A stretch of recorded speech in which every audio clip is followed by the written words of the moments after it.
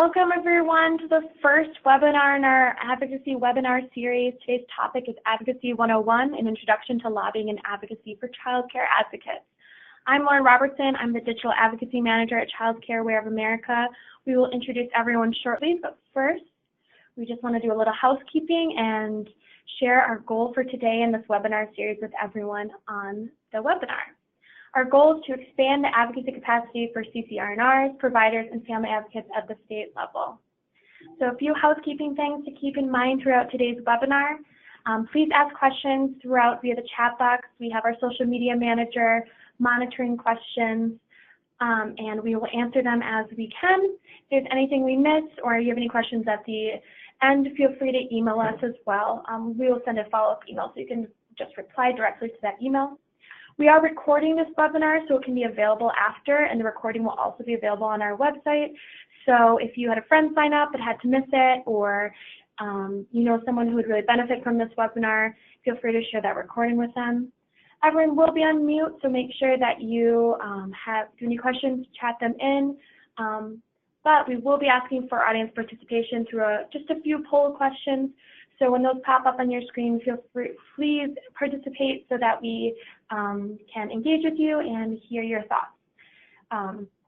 We are doing this work through the action side of Childcare Aware of America, our advocacy side called Childcare Works. We invite you to join that movement through childcareworks.org. You can sign up for our email list and you'll receive emails from us if you aren't already receiving those emails. Today we are going to introduce who's in the room. We're going to be going over the difference between lobbying and advocacy. And then we're going to go over some electoral work. We are coming up on elections, and we are really excited to share some great work that some of our states are doing. And then we have Stephanie from Thread Alaska, who will be sharing her experience, her childcare advocacy story in Alaska. Then we're just going to share a few resources that Childcare Aware of America can offer and some next steps for you all.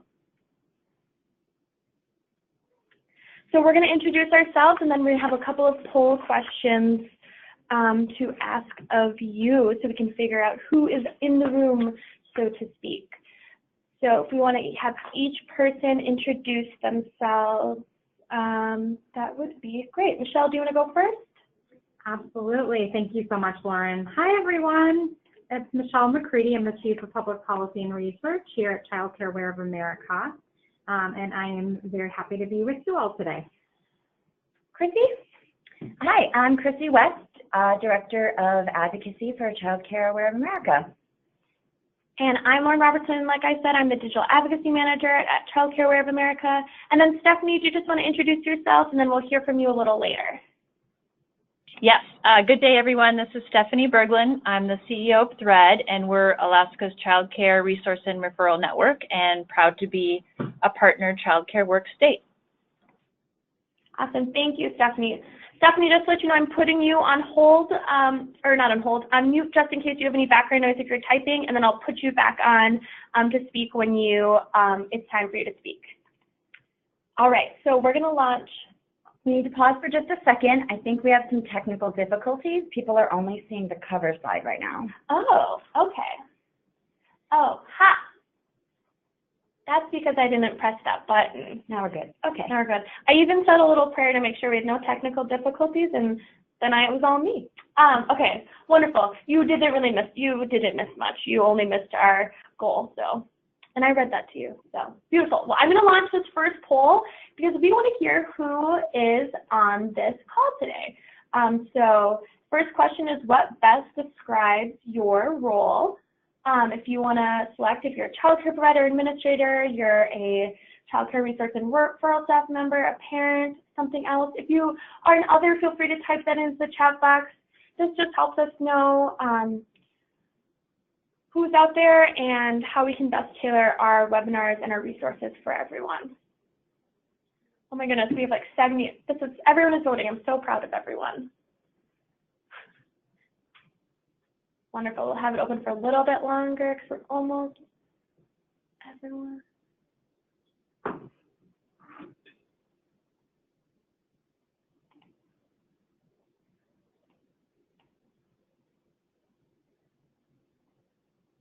Okay.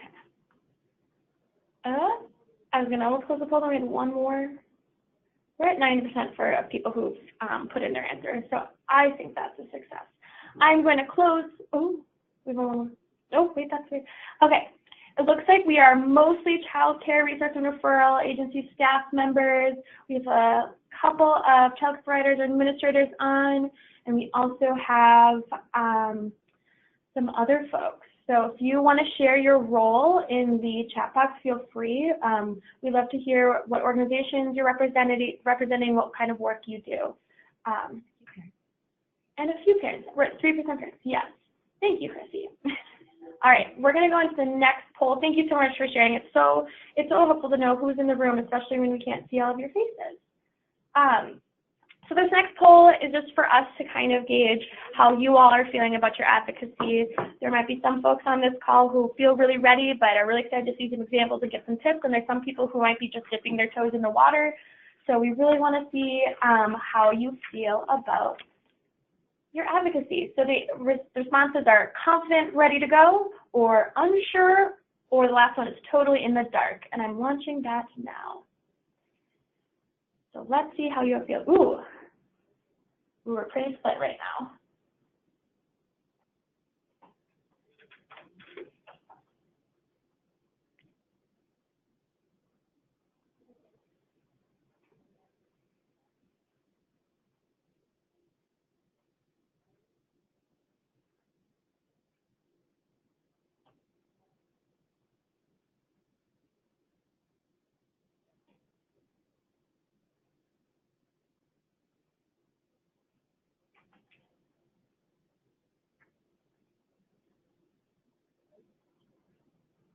All right, so it looks like we're about evenly split. We have about 43% who are confident, ready to go. So I hope that this webinar gives you a couple more tools for your toolbox and helps you do a few more actions in the next couple of months and beyond.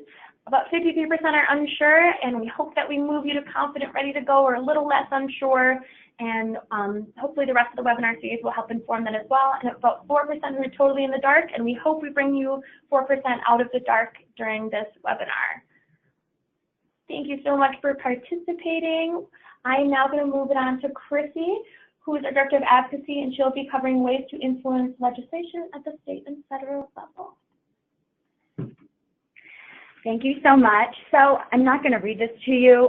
This is federal level regular order in Congress. We all know this is typically not how it goes. Usually we get budget continuing resolutions. You know, president's budgets don't always come out exactly when we expect them to. We often have budgets that are a year late in funding. But this is generally, if things go according to plan, how our federal legislation is funded.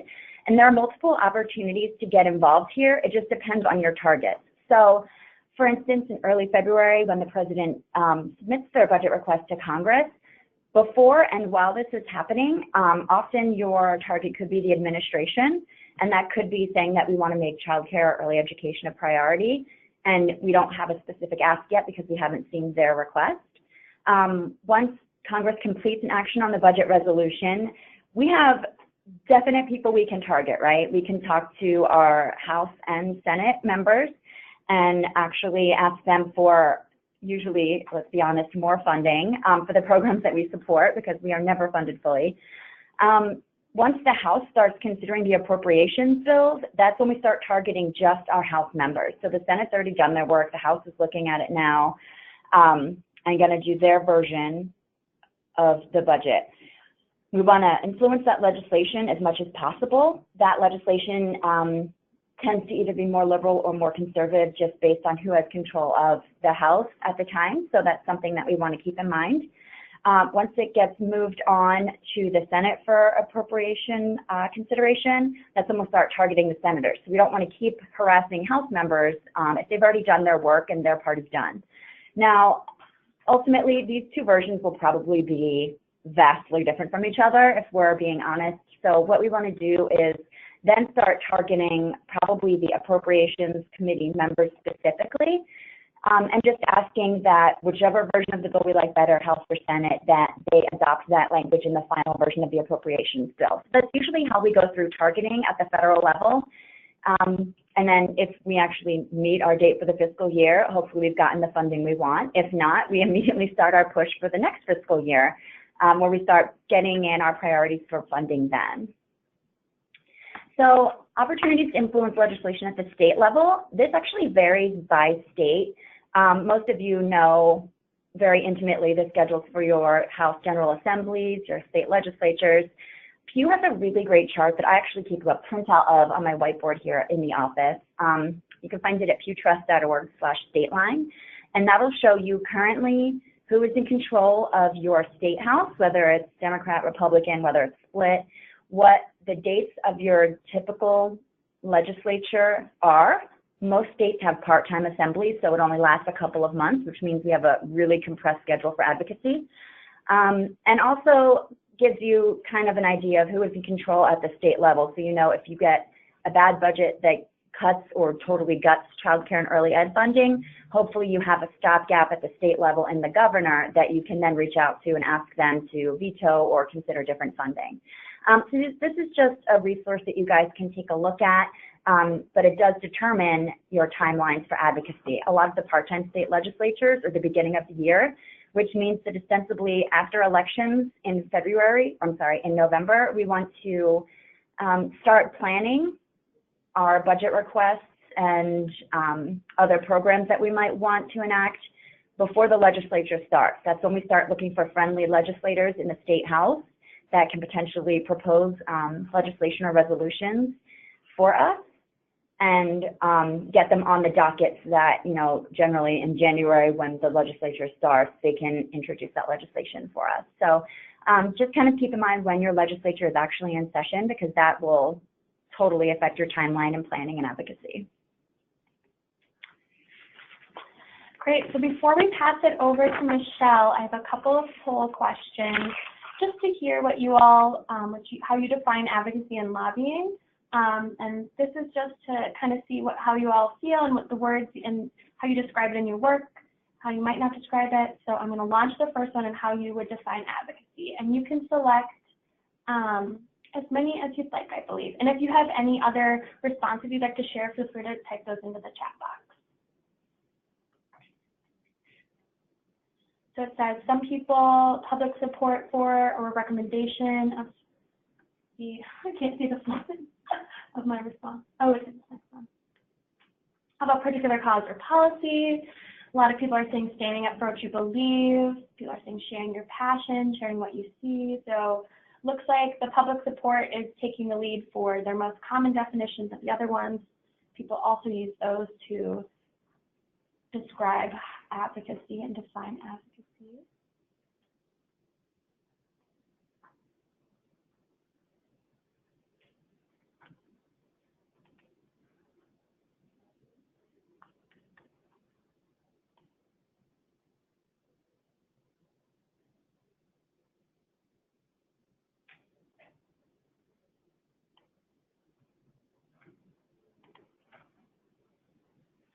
Awesome. So 85% of you say it's public support for or recommendation of a particular cause or policy, and then about 50% are saying the other options. A few others are saying other.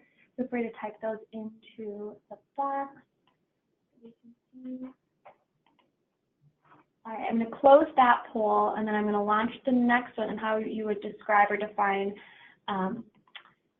lobbying, and then I'll pass it over to Michelle after, and she will give you some definitions, and then you might see some familiar words in there. So how you would describe or define lobbying?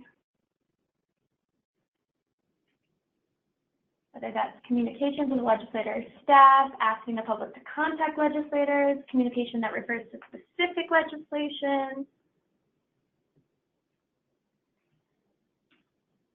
So a lot of you are saying communication that refers to specific legislation. Some of you are saying asking the public to contact legislatures and communicating with legislators or legislator staff.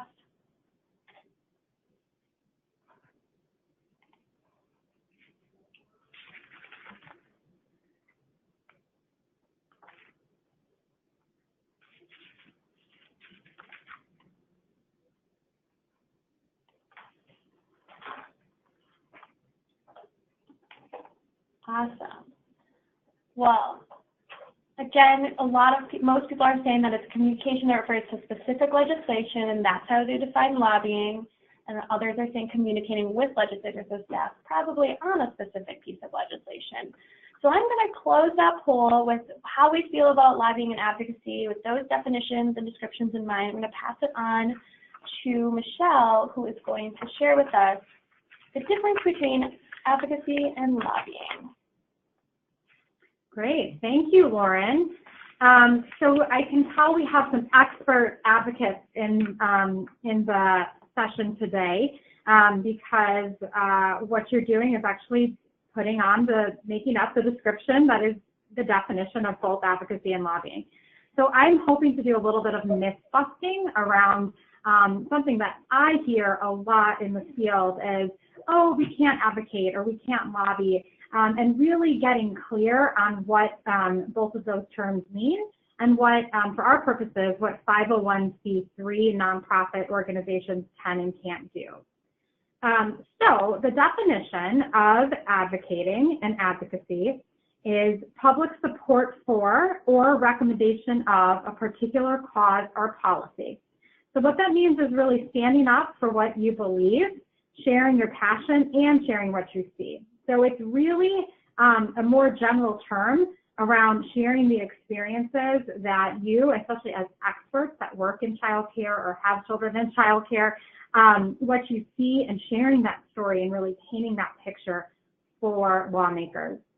When it switches over to lobbying, and there's a couple of different types of lobbying, is really when you're either directly communicating with a legislator or a staff person, and that is called direct lobbying, or you're participating in something called grassroots lobbying, which is communication with the public where you're either referring to a specific piece of legislation, you're reflecting views on the legislation, and the big piece of grassroots lobbying is that it contains a call to action.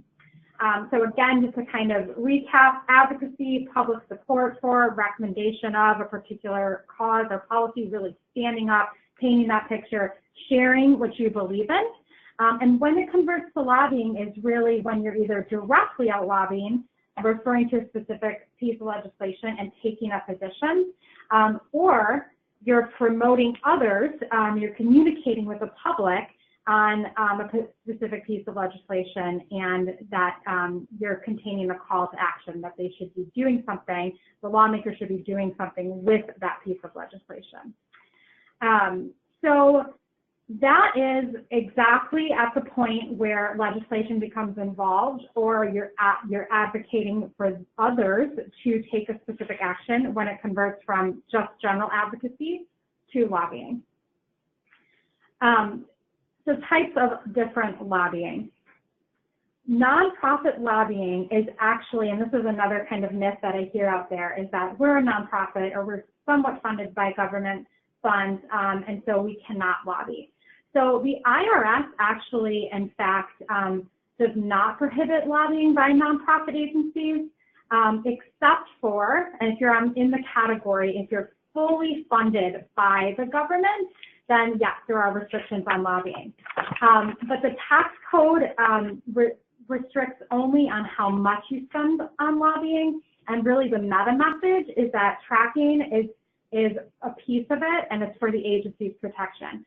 So if you're tracking and you're following the IRS code, then yes, you can lobby, especially as a nonprofit. If you have specific questions, especially if you're an agency leader, around what you can and can't do and how to follow the IRS protocol, I would love to be of assistance in directing you to those right resources.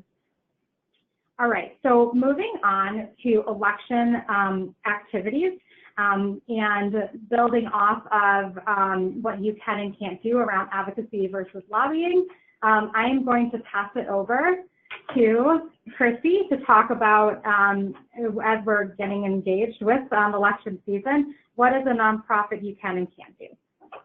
Thanks, Michelle. So allowable electoral activities. So electoral activities are different from campaign activities. And they're different from our regular advocacy that we do year-round, where we're asking constituents to contact members of Congress on a bill or legislation.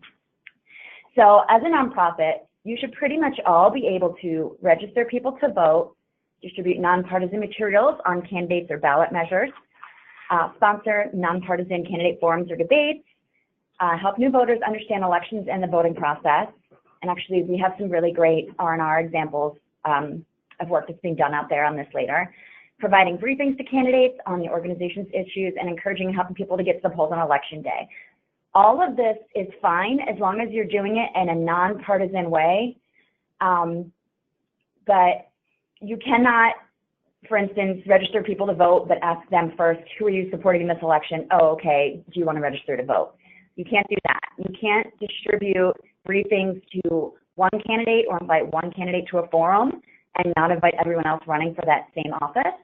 So you would need to at least extend the invitation to all of those people. So some things that you can't do as far as electoral work is endorsing candidates, obviously, contributing money to candidates as an organization. Now, as individuals, you can do what you want, but as an organization, you cannot choose a candidate and give them money or time or anything. You can't let them use your office space or equipment or print things out or send emails to them. You can't rate the candidates. So this is kind of fine line to walk, and we'll go over some of the examples later of R&Rs that have done this well. But you cannot say A candidate supports our bill that we like and B candidate does not. You can't say this person gets an A and this person gets an F. You can't compare them to each other. What you can do is actually put out all of their positions on a particular piece of legislation or something that you support and not give any actual, this is better than this one. You have to kind of let the voters read it for themselves and decide. And then you can't publicize which candidates share your organization's point of view on contested issues. So you probably have gotten endorsements from organizations. Those are C4 elective activities. C3 activities are allowed, and electoral activities fall into that category. So these are things that you can and cannot do with those funds and with that time. Okay, so some examples of electoral work. And we're working with a few states out there on some different tactics and trying to support them in this work for this actual election cycle that ends in November. And some things that you can do that is allowable are sending candidate surveys to all of the candidates. This could be done via paper or digital. It could also be done on video if you're able to get one-on-one interviews with the candidates. You just have to ask them the same questions and the same positions. So as long as you're putting it out to all of the candidates for a certain office, even if they don't all respond, you've at least covered your back. You can host or co-host a public forum or debate, or have people with your organization show up to existing events, whether it's sponsored by a candidate or it's a public debate with all of the candidates, and ask these questions to try to get them on the record. You're allowed to do that whenever you want. You can work with hosts of already scheduled events and ask them to include questions on early care and education. This one is key, especially if you don't have the money to host a big event or a big forum or a candidate debate, because hopefully somebody has already done all of that huge legwork that goes into organizing an event and publicizing it and getting the candidates out there. But you are able to get your priorities kind of into the discussion. You can send out electoral messages to parents and educators on your list. This is actually, we'll show some really great examples of this from Minnesota. You can do high traffic canvassing to just hand out information, educational or otherwise, just on your issues at events like farmers markets or metro stations if you live in an urban area. You can do supporter surveys where you actually reach out to supporters on your list and gauge their feelings on what they're prioritizing in the early education space. And you can do voter pledge cards. This is actually a great one because whether you do it digital or print, this is a tactic that also helps build your list and gets input on where people are putting their priorities and they're promising to vote. So hopefully you've also gained their contact information and can then follow up with a reminder to vote and to find their polling place and to make sure they're registered.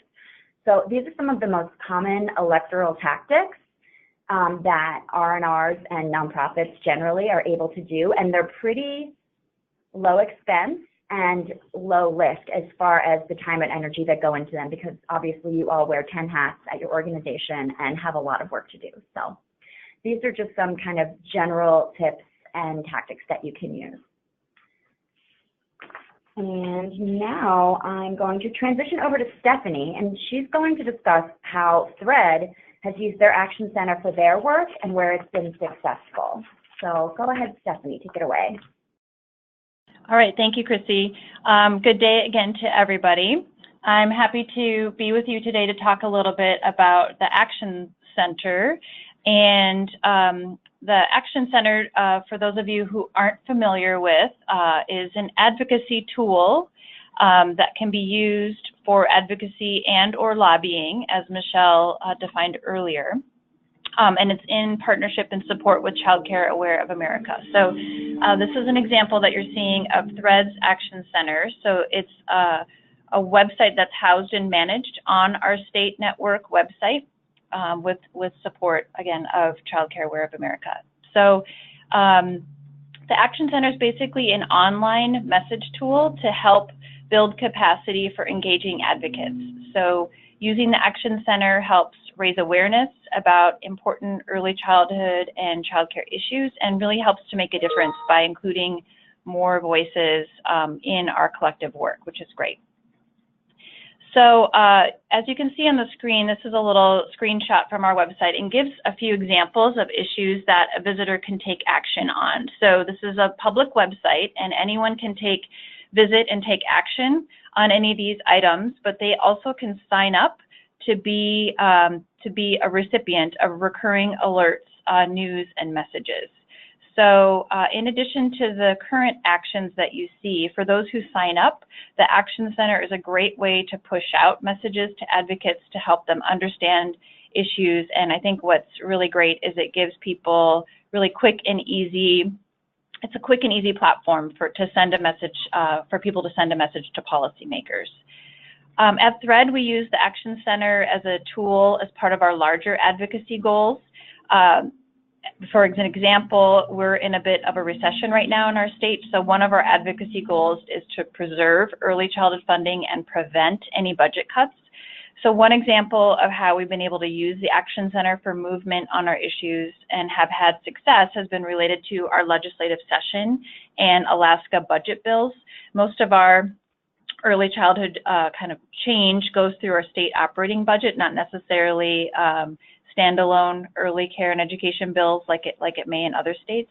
So we're able to push out messages to advocates about the budget process, kind of what the current issues are, the status, kind of what the threats are, and encourage them to testify and providing them, for example, with the schedule, suggested talking points and bullets, and how and where they can testify. And as Chrissy started, I mean, the schedule at the federal level and at the state level can be kind of hard to follow for advocates, and it can change quickly. So the Action Center is an easy way for us as lead advocates to keep people informed so that they don't necessarily have to know all the nuance and details for that. So as a result, we have been able to protect cuts to early childhood in the last several years while Alaska, like I said, is in a recession. So the Action Center is really a critical engagement tool. In addition to the website, like you are seeing, you can share alerts on social media, via email and text. We found that updating advocates on issues on a regular basis really helps them keep them informed, and they're more likely to engage. For example, we have started on our social media platforms something called Takes Action Tuesdays. So we push out something related to advocacy on Tuesdays, even if it's keeping people educated and informed. So it really just creates ongoing information, news, and when relevant, we can have people take specific action to contact policymakers. We also like the Action Center because it connects Alaskans to what's happening nationally and at the federal level. For example, there's always action seemingly happening around CCDBG or other relevant bills like Child Care for Working Families Act. So being so far away, especially in Alaska, we find that it really helps keep people in tune to what's happening across the country and in Washington. So we can highlight legislation and other important news. So we connect to the childcareaware.org Take Action site, which I know that Chrissy probably can provide a link to this group. So we can connect to national news as well, which is also helpful. So we really like the Action Center. It's a way to make advocacy a habit, like second nature. So there's always something to take action on, and it helps even our staff and our board, really create that culture of advocacy. So on the slide here, I just wanted to highlight some of the tools that can be used and leveraged for moving advocacy within the Action Center. Every state uses their Action Center different, and what's great is it can be really fun when the Action Center is current and really feels alive.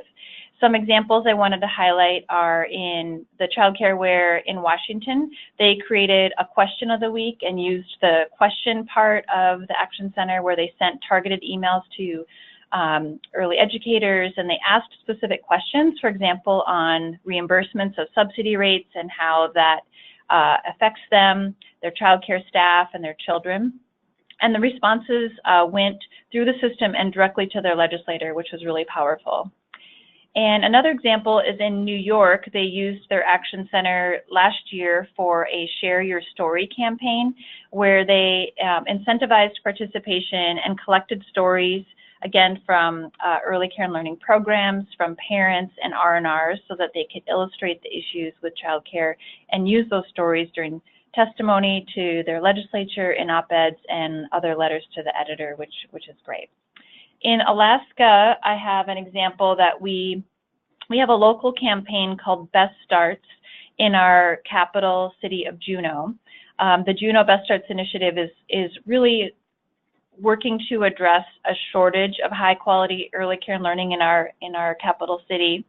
And so there's a push to try to really engage the local, we have boroughs, I know most people have counties, the assembly to support $2 million to increase access to care.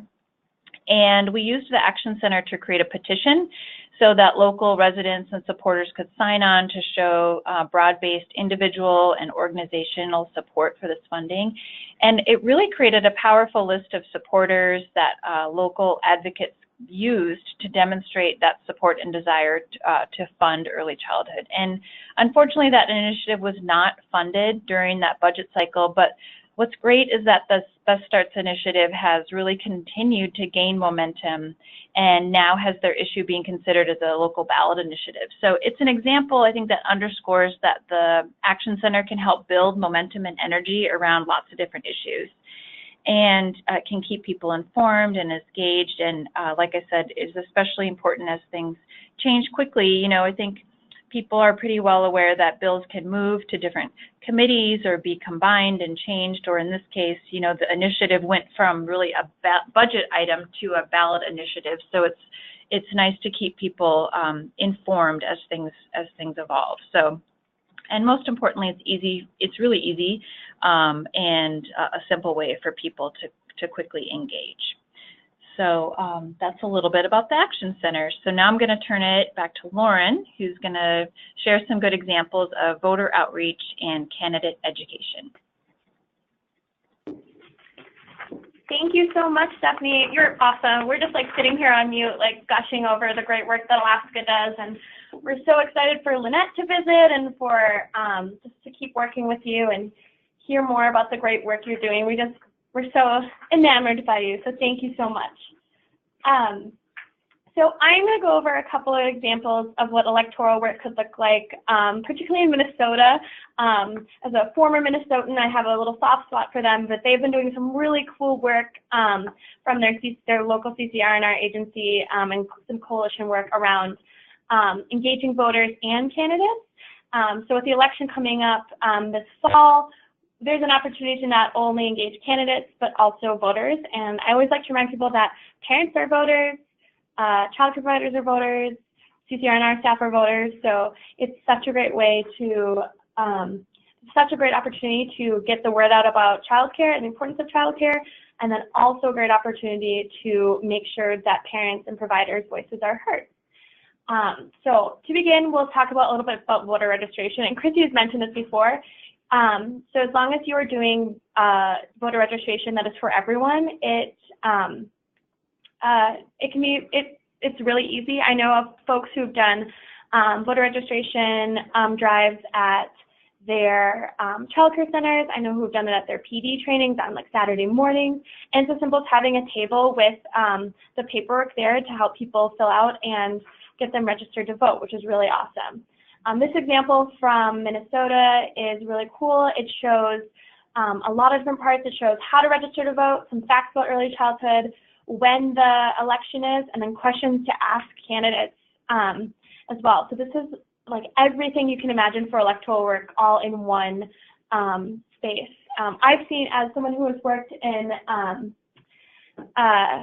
Minnesota, I've seen these cards. They've used them for other elections as well. I've seen these cards on tables at events and childcare centers. So something as simple as this, you can share on social media and have on hand as like a hand card to hand out to people. So it's a really good way to put this together. If you have any questions about doing this sort of electoral work and like how to even begin, we'd love to be a resource for you and help support you in that. Yep, and so we have a question asking if the Action Center is available to other organizations. So thank you for asking that, Beth. The answer is yes, and we're going to talk about that a little bit more at the end of the webinar. We're really excited to share that Action Center opportunity with folks. Oh, Marie, hi. So we just got a note saying that Marie is on from Minnesota. So Marie, though we didn't tell you, we are singing your praises today. We are singing your praises today at Minnesota's Future and Close Gaps by 5. So we're really excited to show these as great examples. So if you have any comments, Marie, or anything to add, feel free to add that into the chat box, and we'll gladly share that. So thank you so much for joining, and this will probably all be old news for you, but we're excited that you're on, Marie. And if anyone else who's from Minnesota is on, Marie is a great resource in Minnesota for advocacy and public policy. She's basically the example of best practices. Yes. How you can do it. So, Marie, you'll be familiar with the next slide. We just loved this email when Christy and I got this in our inbox. It's from Think Small, which is the Twin Cities area CCR&R agency, and they have some really robust advocacy thanks to Marie. So right before the primaries on August 14th, they sent out this email to their list saying, don't forget to vote, here's what your ballot will look like, this is how you can vote early. And it just is a really simple way to remind people, and if people are getting reminders from on social media and on different places, they're more likely to vote, right? So if they're getting this reminder from their CCR&R agency, they're also reminding to vote with early childhood and child care in their minds, which is really cool and a really good way to keep child care at the front of providers, parents, and candidates' minds. So Marie's probably like, oh, more of my stuff. Post the primary, Marie didn't stop there. She sent an email with the primary election results, particularly around the statewide elections, and then also linked to the rest of the elections because there were more local elections happening. She gave more resources of how to follow the elections, and then she gave this really cool opportunity because in Minnesota, everyone goes to the state fair. And who else is at the state fair are these candidates running for election. So she put together a little guide, a little how-to of how to use the state fair as an advocacy opportunity because that's a place where families and everyone is there, and it's a great time. You don't even have to schedule time with an elected official or a candidate. They are there in their booth, ready to answer questions, ready to engage with you. And so she wrote a little guide of how to do that. I think this is a really good example of thinking about places where families are going to be and where candidates are going to be and elected officials are going to be, and making those kind of a natural connection of working together.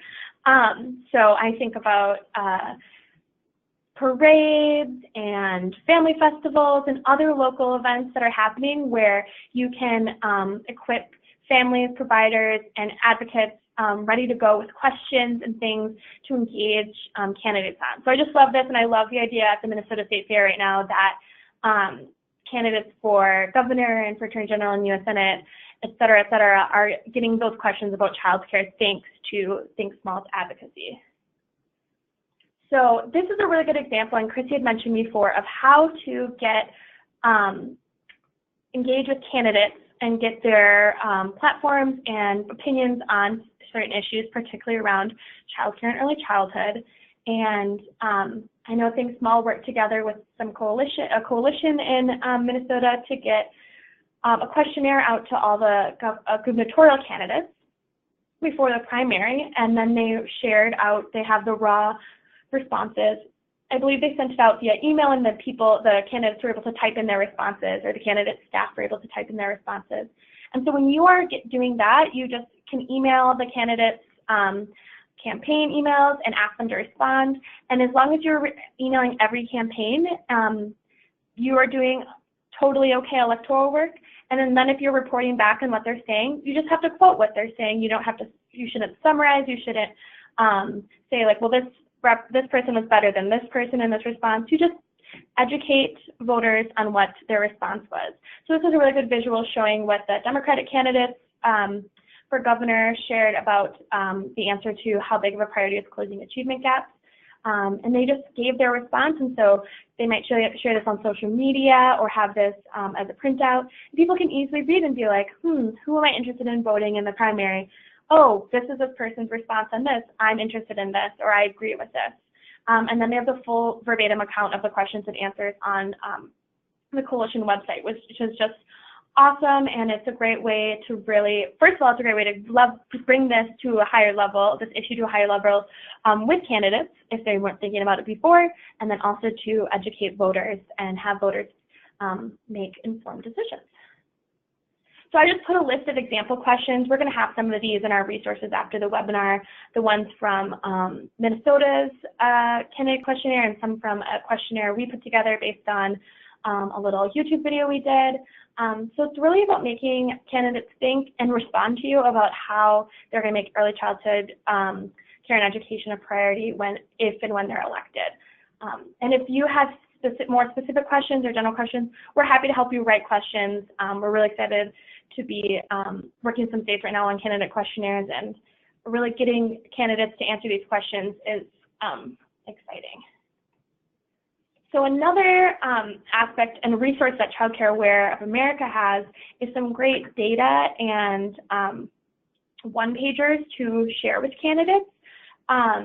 So if you have state-specific or local-specific data or handouts, one-pagers to send to candidates and elected officials, or to help inform your asks, that's really important, because they might not know much about the child care workforce or the cost and all that, but we have the data and we can help share that with them. So say you're in New York and you are going to ask a candidate a question using a state fact sheet like this. So we have a state fact sheet for every state. We just released them last month. Is a really great way to educate and then also show that you are coming with data and that you are keep using your ask data informed. We'll link to these in our resources, but if you have state-based resources, bring those too, and it's really important to come with the data. And candidates love data. They love basing their decisions off of how their state or how their area they're representing, their district, is doing. So this is a great resource. So we shared a little bit about this before, and Stephanie gave a nod to our action center. So thank you, Stephanie. But Child Care Aware of America and Child Care Works have action centers that have federal level actions that you can easily share on social media, on your websites, or take action yourself.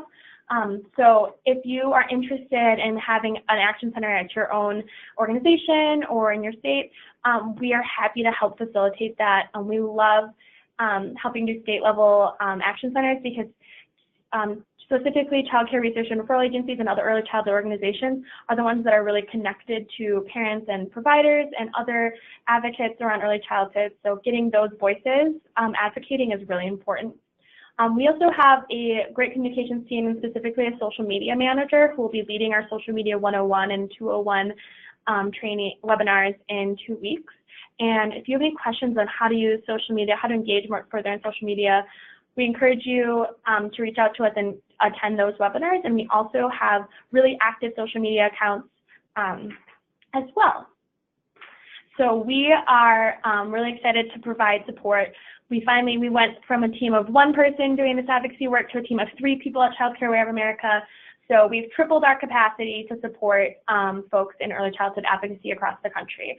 So if you have any questions, we are really happy to reach out and support you. So with that, I have a couple of next steps for you all, but don't leave yet because we have a couple of poll questions after this to finish up our webinar. So if you're interested in learning more about social media, if you don't have a Twitter and you don't even know how to get a Twitter, Social Media 101 might be for you. If you have a Twitter and a Facebook and you share articles occasionally, but you really want to level up how to turn your social media into a tool for advocacy, we'd encourage you to join us for Social Media 201. We're going to talk about effective storytelling in September, and we're really excited about that. We're going to bring some parents, advocates, and family advocates onto that webinar to share their stories and how they got involved. In October, we're going to be talking about planning constituent visits, which we're really excited about. So once that election happens, we want people out there meeting with their newly or re-elected elected officials and talking about childcare. And then in October, we're also talking about how to lift up advocate voices. We're really excited to help mobilize childcare resource referral agencies to build those networks of family advocates and support those networks. And then after the election, we're going to be talking about what's next. We're going to have our policy team come on and talk about some reactions from the elections and how to move forward based on the results of the election. We encourage you to follow Childcare Works on social media and be on the lookout from an email from us very soon after this webinar, I would say within an hour, with some resources, including this webinar recording, the slides, and some other resources as well. And then if you're interested in setting up a Digital Action Center, reply to that email and we would love to work with you. So before we go, before we say our final goodbyes, we would love to hear from you some responses from these two poll questions. So as you remember, we had our first poll, we had a poll at the beginning talking about how you felt about your understanding of advocacy. So now, same questions, same responses. How are you feeling about advocacy? If you were totally in the dark, are you feeling maybe a little unsure, but not so in the dark? If you were feeling unsure, do you feel a little more confident? We'd love to hear your responses. All right, folks are voting. A lot of folks are saying they're confident, ready to go. We have no one totally in the dark right now, which is good. That means we've reached our goal of getting everyone out of the dark who attended this webinar. And I think that's good.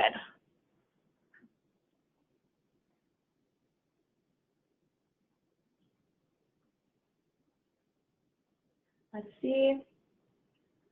All right, so we have 82% saying confident, ready to go, and 18% saying unsure, and that's okay because this webinar series is built to build different skills and grow in different aspects. So this was just an introduction, and we hope that you will continue to attend webinars in the series, and by the end of that last webinar, that we have 100% being confident and ready to go.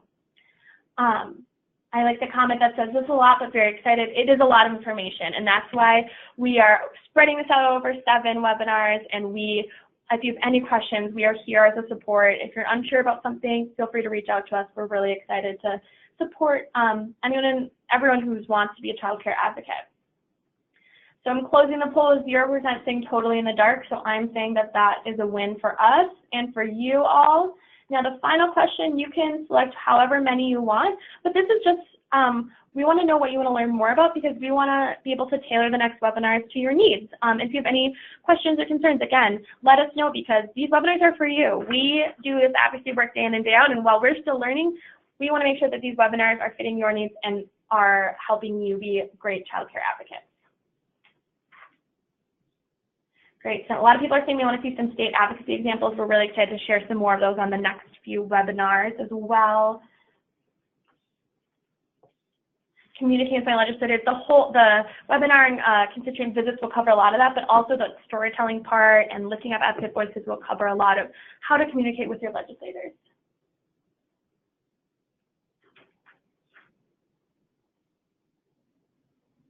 Great.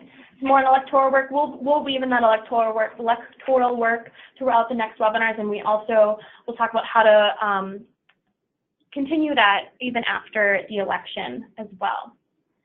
So I'm going to close this poll. Thank you for sharing your other questions and what you want to learn more about in the box. We've got them, and we will keep that in mind. It says, more about nonprofit lobbying, we're happy to talk more about that. Empowering others and champions to advocate for your message. I think the Lifting Up the Advocate Voices one will be a great resource for that. And if there's anything else that we're missing, remember we have that email coming to you soon that you can feel free to respond to. So again, we are so grateful that you all joined us today. Thank you for filling out the polls, for engaging with us, asking your questions. We hope this served as a really good general Advocacy 101 introduction, and we're so glad that no one is in the dark anymore. We hope that this webinar series really takes everyone into ready to go, ready to be advocates. And again, we are a 3-person team that is here as a resource for you. And if you're interested in getting an action center in your state or learning more about state examples, we have state advocates across this country that can help serve as consultants and advisors as well that we can connect you to. So thank you so much for joining us today. And if you have any questions, you can reach out to Chrissy or I and respond to that email. And I hope the rest of you have a great rest of your day, and we're so glad that you joined us. So thank you so much.